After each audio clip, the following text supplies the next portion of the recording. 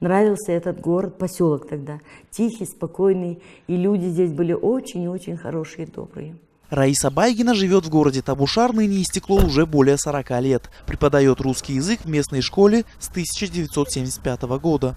По словам женщины, когда она приехала сюда по окончании пединститута, сразу влюбилась в этот поселок, который кардинально отличался от всех населенных пунктов Таджикистана. Местную архитектуру создавали в конце 40-х годов пленные солдаты фашистской Германии. Цеха были, я знаю, галоши, сувениры, лепесток. Это лепесток, где они респираторы выпускали и еще перчатки резиновые. Когда-то здесь было засекречено буквально все. Часть жителей работала в открытых цехах и производили резиновые изделия. Но большинство трудились на урановом месторождении и делали сырье для двигателей баллистических ракет. Люди ходили в гости друг к другу, но о работе не говорили из-за страха тюрьмы. Первый, второй, это, скорее всего, закрытые цеха были. Мы этой информацией не интересовались. Нельзя, значит нельзя. Зачем? Я обычно рядовой учитель тогда. Арки, остроконечные крыши, дома в западноевропейском стиле. Тех, кто строил Табушар, здесь не осталось. Кто-то умер, но большинство уехали после развала Советского Союза. Новые жители гордятся своим красивым, необычным городом и стараются его беречь.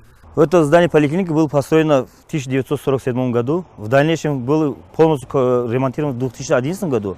Но здесь то, что архитектура была в 1947 построена, мы ничего не меняли. Стоит выехать из красивого городка, и открывается совершенно другая картина. Вокруг Табушара сегодня 5 хвостохранилищ радиоактивных отходов, карьер и отвалы урановых руд. Из добытого здесь урана была сделана первая советская атомная бомба и первый атомный реактор.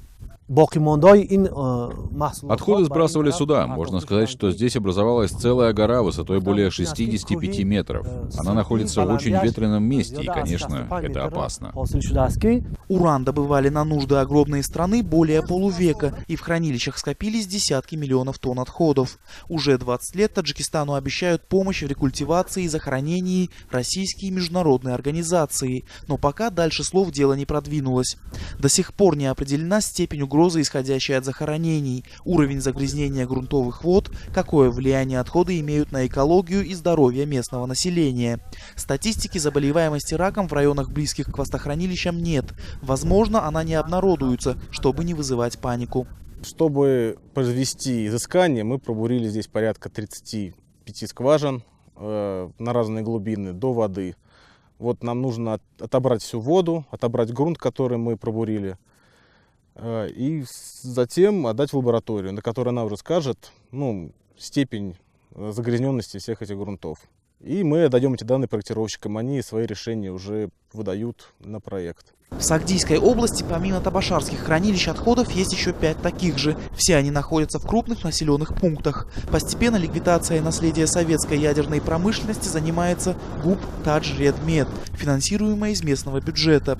На сегодняшний день специалисты этого предприятия полностью захоронили одно хвостохранилище и ведут работы по рекультивации самого крупного по площади – Дигмайского, которое находится всего в 5 километрах от города Худжанд, административного центра области. В данный момент мы находимся на Дигмайском хвостохранилище.